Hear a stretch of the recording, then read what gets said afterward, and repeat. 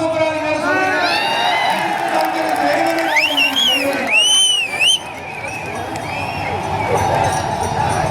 பெண்களுக்கு மட்டுமா பொய் வாக்குறுதி கொடுத்து ஏமாத்துறீங்க?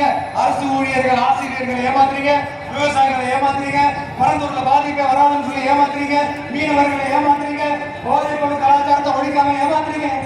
ஐயோ ஐயோ ஐயோ, வெரி வெரி கஷ்டம், வெரி வெரி கஷ்டம். எப்படி கேட்டாலும் இதுங்க கேட்கறது எந்த பதிலும் வரப்போறதில்லை. ஏன்னா இருந்தாலே இப்ப ஆட்சியில் இருக்கிற நம்மளுடைய அரசியல் பதில் சொல்றது இருக்கட்டும். மக்களை நீங்க சொல்லுங்க, நீங்க உண்மையை சொல்லுங்க. செய்வோம் செய்வோம் செய்வோம் செய்வோம்னு சொன்னாங்களே, சொன்னதெல்லாம் செஞ்சாங்களா? உங்களதான் கேட்கிறேன், சொன்னதெல்லாம் செஞ்சாங்களா? சத்தமா சத்தமா ஐடியா அங்கிள்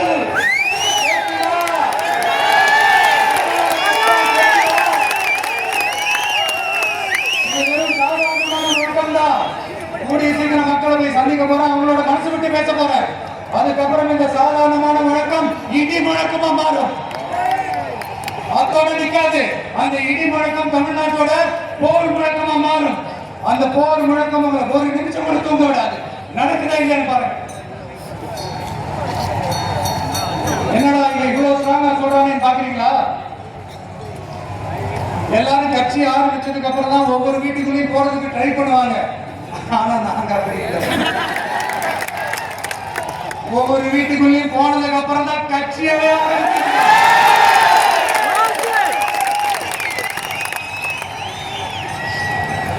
அதனால ஒட்டுமொத்தமா எல்லாருமா சேர்ந்து இந்த திமுக ஆட்சியை, கபட நாடக திமுக ஆட்சியை 2026 தேர்தலில் வீட்டுக்கு அனுப்புறோம்.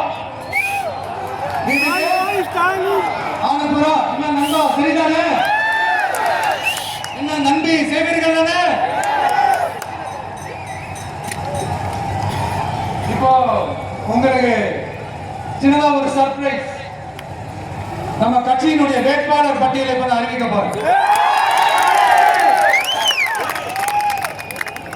மதுரை கிழக்கு வேட்பாளர் விஜய்.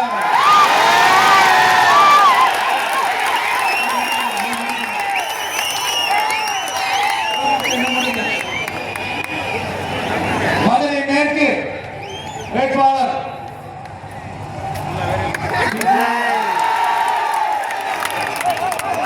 மதுரை மத்திய வேட்பாளர் விஜய். மதுரை தெற்கு வேட்பாளர் விஜய். மதுரை வடக்கு வேட்பாளர் விஜய். மேலூர் விஜய். சோழவந்தான் விஜய். திருப்பரங்குன்றம் விஜய். திருமங்கலம் விஜய்.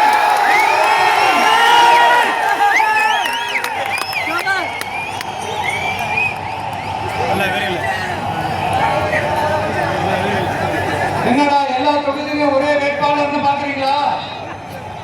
234 தொகுதியிலும் இந்த விஜய் தான், அதாவது உங்க விஜய் தான். இன்னும் சிம்பிளா சொல்லணும்னா, உங்க வீட்டுல இருக்கிற ஒருத்தர் தான் வேட்பாளர் நிற்க போறாங்க.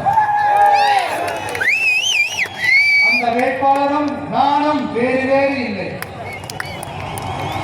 நீங்க அவருக்கு ஓட்டு போட்டீங்கன்னா எனக்கு ஓட்டு போட்ட மாதிரி, இந்த முகத்துக்காக நீங்க ஓட்டு போட்டீங்கன்னா உங்க வீட்டுல இருக்கிற உங்களுடைய வேட்பாளர் ஜெயிச்ச மாதிரி. ஏதோ ஓவரா சொல்றாரு நினைக்க வேணாம். பிராக்டிகலா அப்படிதான் இருக்கும், அப்படிதான் இருக்கணும். நீங்களும் அப்படிதான் நினைப்பீங்கன்னு நான் நம்புறேன். ஏன்னா இது நம்மளை விட நம்ம எதிரிகளுக்கு இது நல்லாவே தெரியும். அதனால எல்லா இந்த அதிகார பலம் எல்லாத்தையும் தூக்கிட்டு வந்துருவாங்க. வரட்டும், பாத்துக்கலாம். TVK will take it, TVK will meet it, TVK will compete with it, and TVK will conquer it, TVK will conquer it.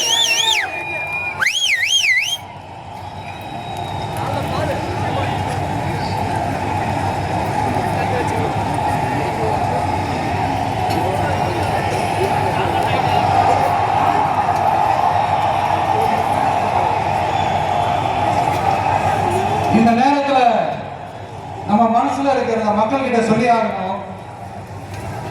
Thoothukudi ஸ்னோலினோட அம்மா என்ன அவங்களோட தம்பி, இன்னும் அவங்க பொண்ணுக்கு நான் தாய் மாமன்னு சொன்னாங்க.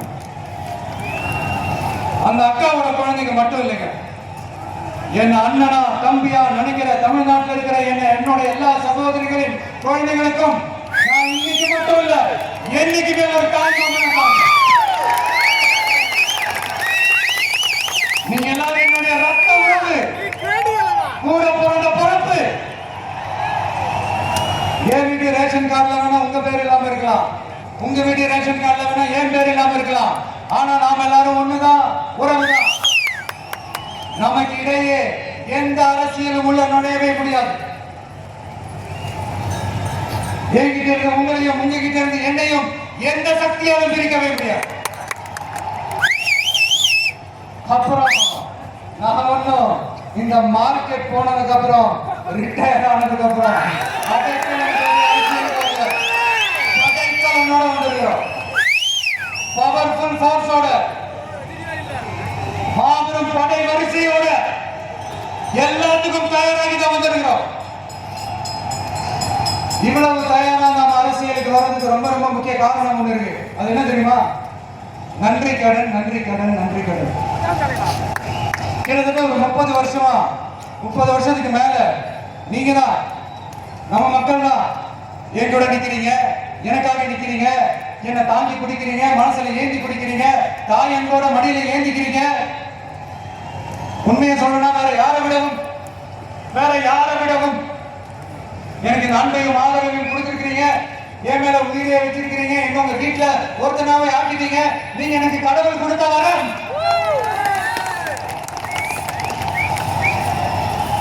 உலகம் பூரா நமக்காக நம்ம கூட நிக்கிற நம்ம மக்களை